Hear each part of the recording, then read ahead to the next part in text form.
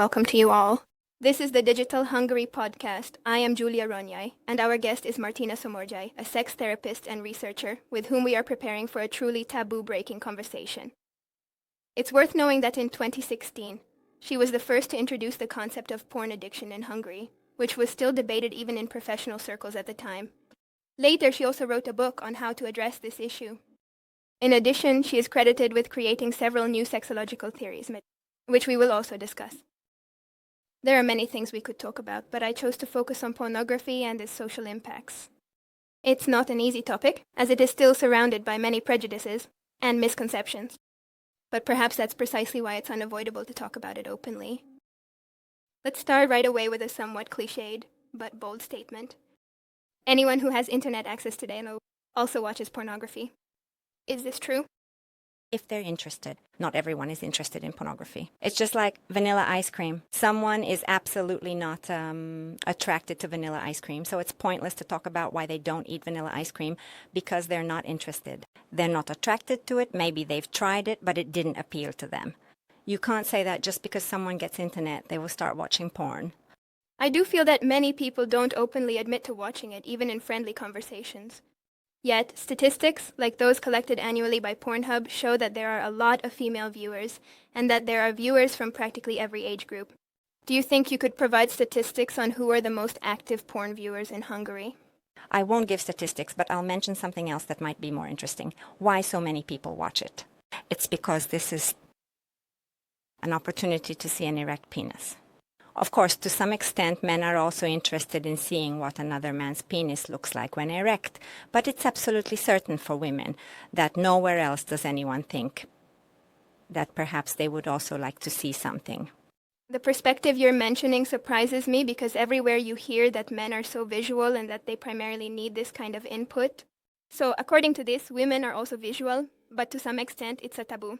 Whoever spread the idea that women are not visual, congratulations, they caused enormous damage. Women are visual. Someone once came up with the idea that a man only needs to be a bit more handsome than the devil, spread this misconception, and as a result, men don't pay attention to their appearance and don't think it's important to women. It's incredibly important. And returning to the previous train of thought, we see naked women everywhere. In movies, at the advertisements, music videos, etc. Where are the naked men? It's great that we're talking about an issue that practically no one ever discusses, that there would probably be, yes, there would be a demand for the depiction of male nudity as well. Yes, in Austria, a museum held such an exhibition, and you could see 3 naked men on a huge billboard. And I wondered, if I posted this picture on Facebook, how many people would like it? Probably not too many. Yes. Meanwhile, how common is it that female nudity is practically a commodity? There is almost no product that they don't try to sell or promote with sexuality. That's right, and this is a huge problem because since nudity is depicted only for one gender, whether in the arts, online, or any platform, it is harmful to both genders. I'll show you why in a moment. For women, it's obviously because they feel that their bodies are no longer valuable and do not receive the respect they deserve.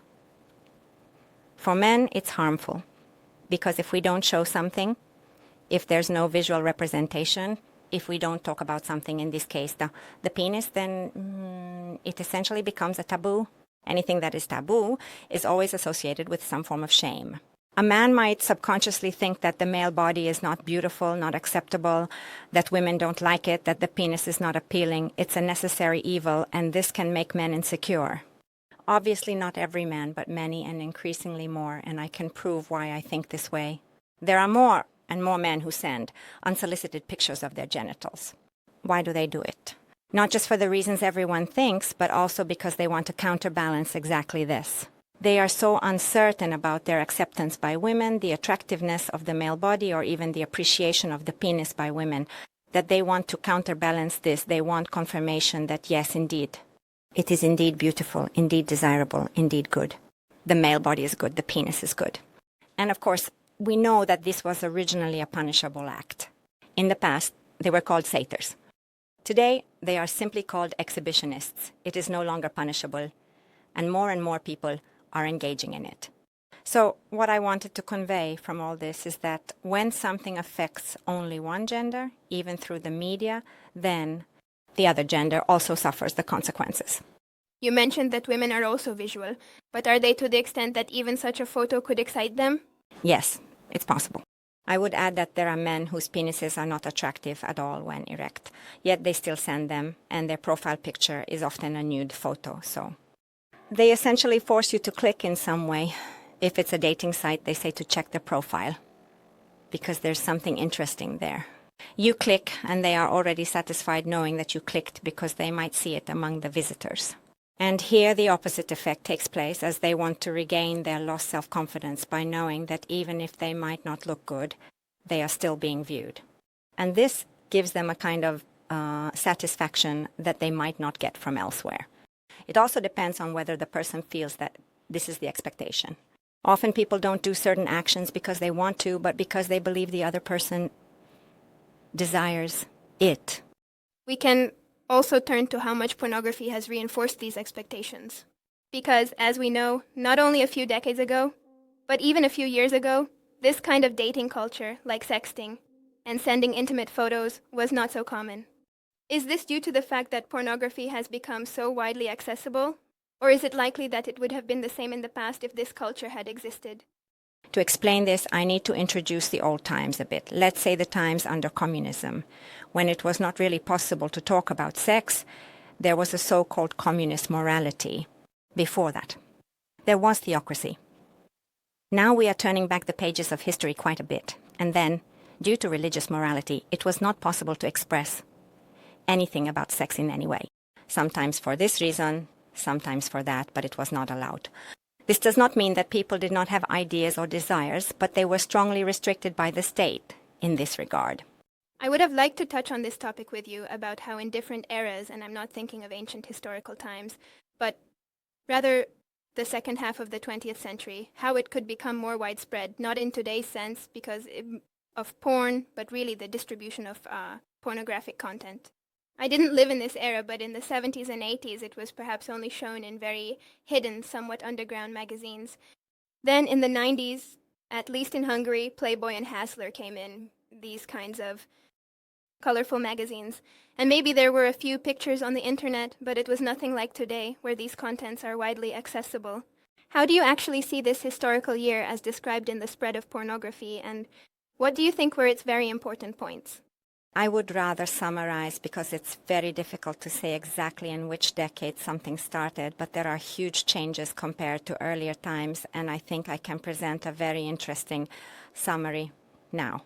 First of all, let's talk about the positive changes, and this is not only thanks to porn, but it has contributed. One of them is, as unbelievable as it may seem, oral sex was not so widespread in the past. Many people considered it disgusting. A book was even published, I don't know, maybe in the 80s or 90s about oral sex, and with 100 questions or 100 answers. And many people stated there that they found it repulsive back then. This has become completely widespread and integrated into the interaction between two people. That's one thing. The other is that in the past, contraception, and within that, condoms were not so widespread. For example, two people got together and the man assumed that the woman must be taking something. But why would she be taking something? So this is a silly assumption. Even today there are still a few people like this, but much fewer. Because today people generally know that contraception is a long-term project. So if someone starts taking it, it makes sense only if they are already in a relationship. Otherwise, why take it? So it's total nonsense. Yet many men believe that the woman would take care of contraception. Today this is not as common because condom use has become widespread. I think we can thank porn films for this, at least those where they visibly put on a condom. That's a pretty small fraction of porn films, isn't it? They used to be common. I wanted to present an earlier period. It's not exactly the same today. I'm just showing what changes have occurred over the years. Back then, men didn't know that the clitoris existed. I'm saying this dead seriously. I drew on a scrap of paper for 3 of my engineer computer scientist friends what the female genitalia looks like, where the clitoris is located and what to do with it, and they listened with their mouths agape. Today, it's also clear that there is a clitoris that we see in porn films, that it's often stimulated. It clearly makes sexual life more varied. Or it did, since it turned out that there are positions they might never have thought of, or situations, even touching on BDSM. I would add that, in fact, the positions were available before as well, but the vast majority of people did not read the Perfumed Garden or the Kama Sutra. Another aspect in which I think this change, or even the spread of pornography consumption, has been useful is that more and more people are now open about having a fetish or an identity that differs from the norm. This is important because it prevents them from deceiving their partner by pretending to be someone they are not. So nowadays, people can look for a partner or a match based on their fetish. This was completely unimaginable in the past. And how many marriages were ruined because of this, and how many people suffered serious emotional distress because their partner didn't desire them, perhaps because they wanted something different and not the usual everyday sex. Nowadays, people talk about this more easily, or they don't form relationships and specifically look for someone who suits them.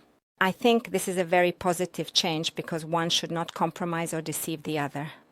The emphasis on female orgasm, this wasn't the case in the past either. They didn't even know it existed. So intercourse consisted of the man inserting his penis into the vagina, and when he climaxed, the act was over. And no one cared whether the woman climaxed as well. In pornography, female orgasm is emphasized. Although, not very well, let's add that. But they do strive for it. Then women could initiate, and this rather depicts an older era, but the woman who initiated. The woman who enjoyed sex, who wanted sex or openly stated that she loved the man, loved the penis during sex, was simply condemned. Many women suffered damage because of this, and consequently their husbands as well.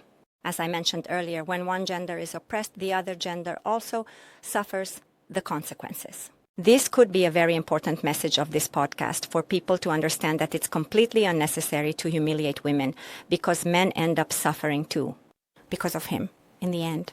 Then another positive outcome, which is not so much due to pornography, but rather a societal change, could be the topic of instant and quick relationships. Nowadays, people no longer stay stuck in bad relationships, such as abusive relationships or those burdened by neglect. By the way, I categorize neglect as a form of abuse as well. By neglect, I mean when one spouse is unwilling to provide any sexual pleasure to the other for a long period. In the past, it was completely accepted. People lived many years alongside each other like this. Today, this compromising mentality is not as prevalent, and people are now able to stand up and say that if we don't change this, then I will leave. Divorce used to be terribly stigmatizing. Anyone who got divorced was certainly considered abnormal. Fortunately, this has also passed, and today people are much more tolerant about this as well. So there is a kind of tolerance. These are the positive outcomes of the past decades. I have a lot of questions that came up along the way, although I assume they partly cover what you're about to say. But for example, picking out one thing, there was talk about the acceptance of different fetishes and orientations. The fact that people consume such content in porn, and let's say they communicate more honestly about this in relationships, in a short-term affair. Does this also mean that on a societal level it improves the acceptance of, say, the NMVTQ community or any community that, well, how should I put it, embraces their fetishes? People are much more accepting today than they used to be. Let's not forget that there was a time when homosexual people were punished with the death penalty, but we're not at that point anymore. Yes, so it's less of a taboo than it was in the past. And it's also interesting that what you say about the depiction of female orgasm. I often see in porn films that it's as if aspects like how to arouse a woman, having foreplay or preparing for it are completely ignored, as this doesn't happen from one moment to the next in reality. So I feel a bit like, perhaps, as the other side of the argument, that the emphasis seems to be diverted from the energy and intimacy that should be invested in it.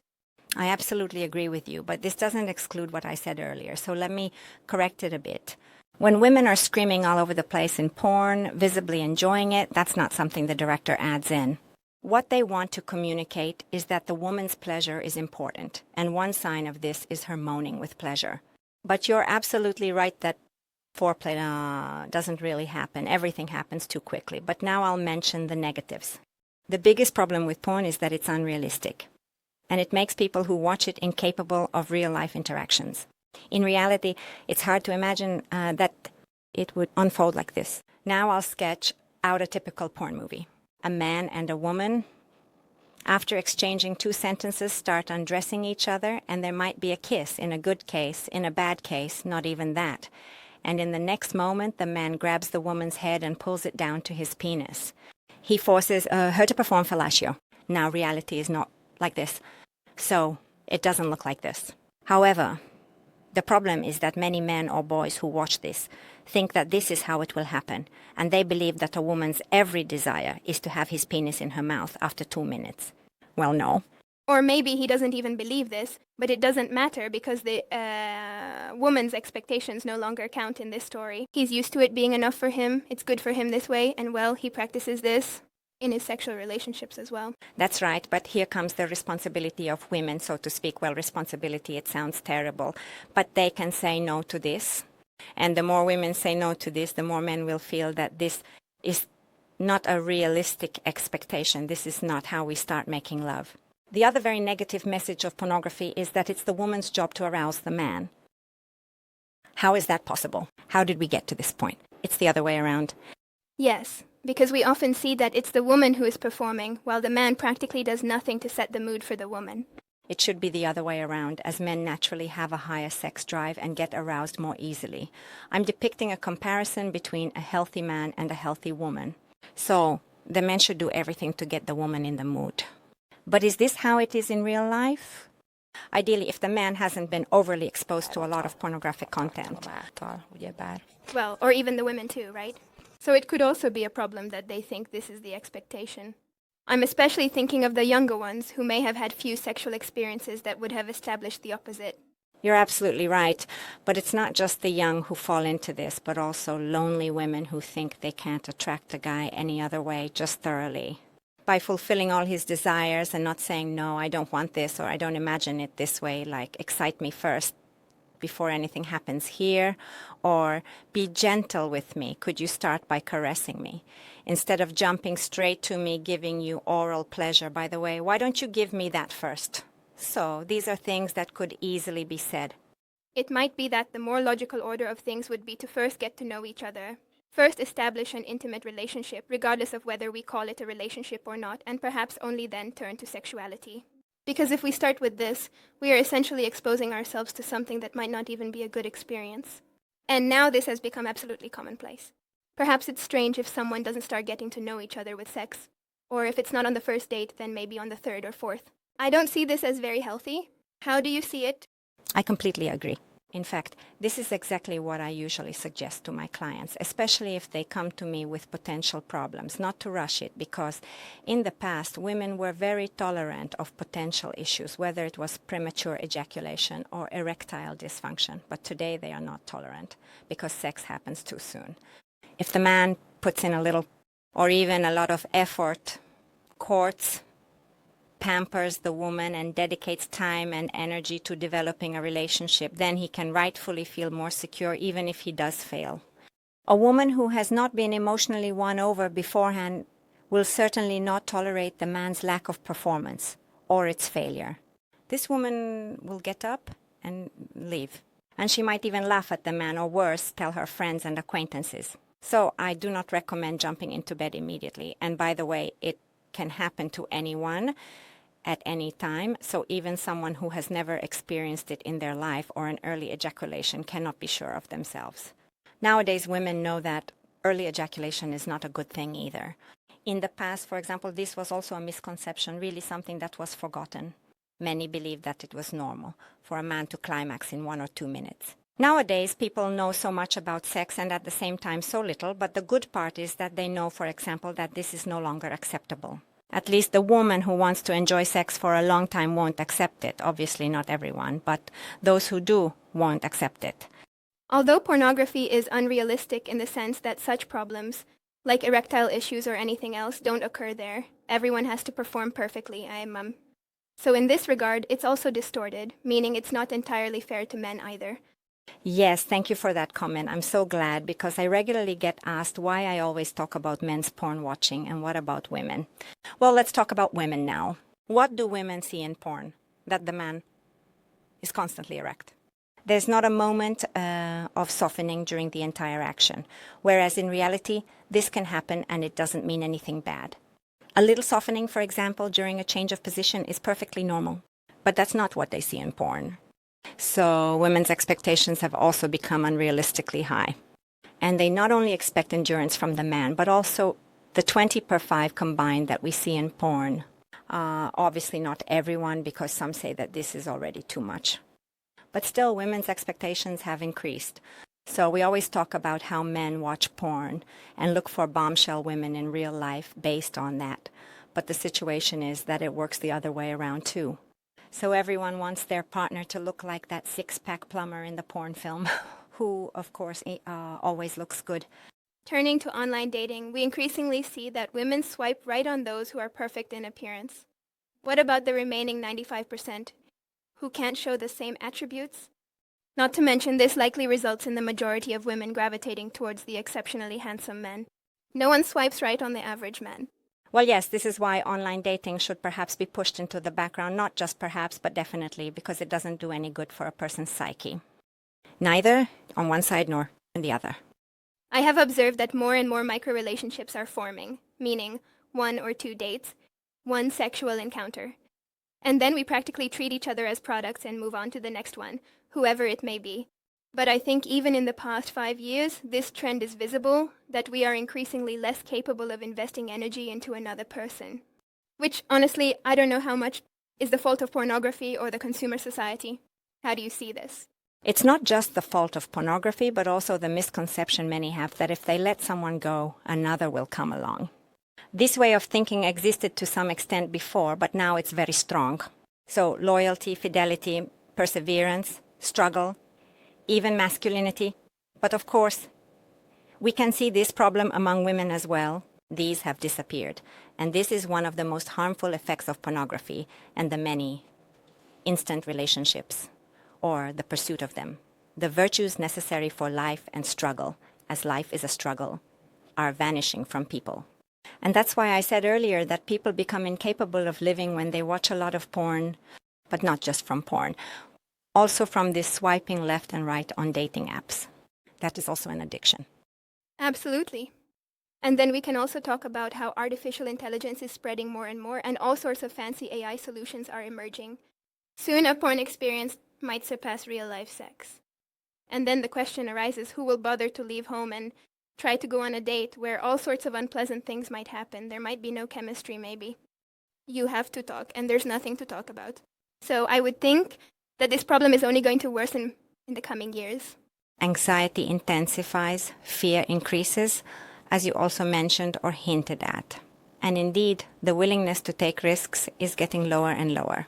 But we know that without risk, there is no profit. There are more and more lonely people, more and more singles. We know of countries where it has become completely common for people to handle their sexual lives alone.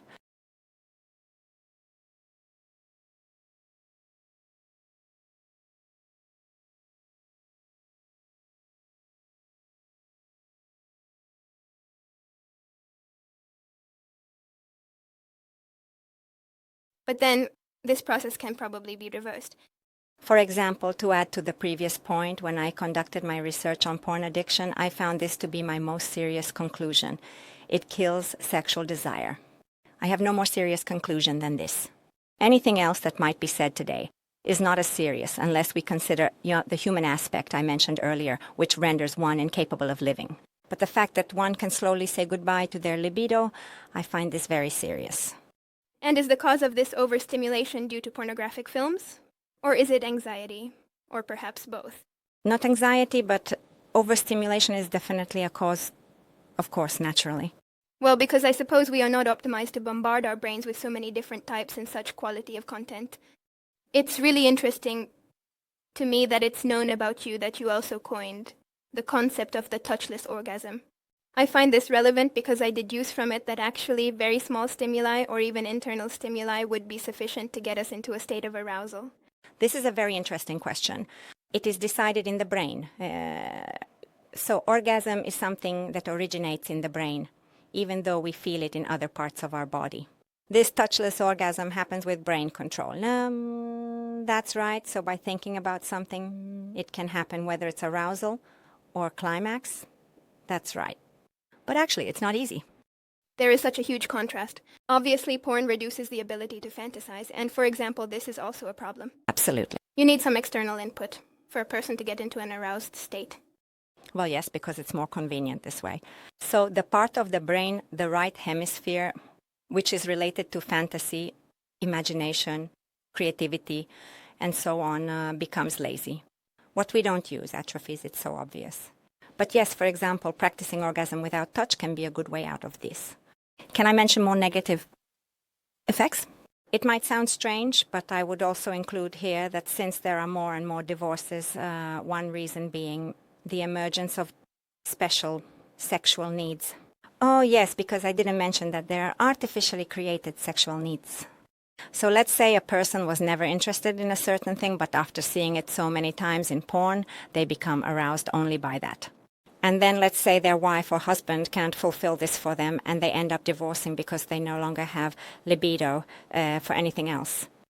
Sexual tension, and then as a result of divorce, more and more children end up having multiple fathers and mothers.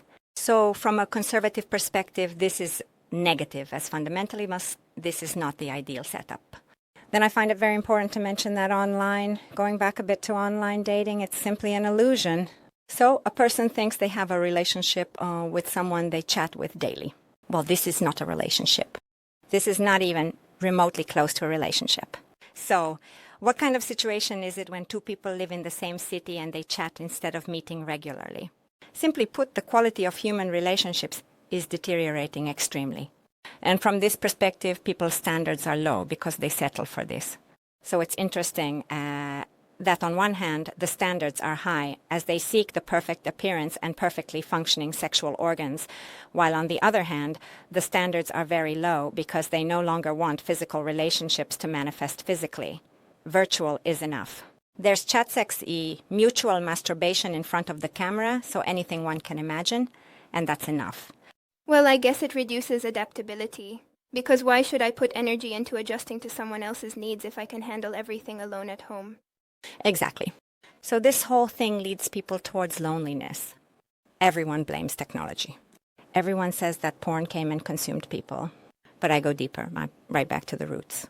People simply aren't genuinely interested in each other. They couldn't love each other in the past either. Human relationships weren't good in the past either. There was no depth, there was a lot of superficiality, a lot of indifference. The attention to each other was missing even back then.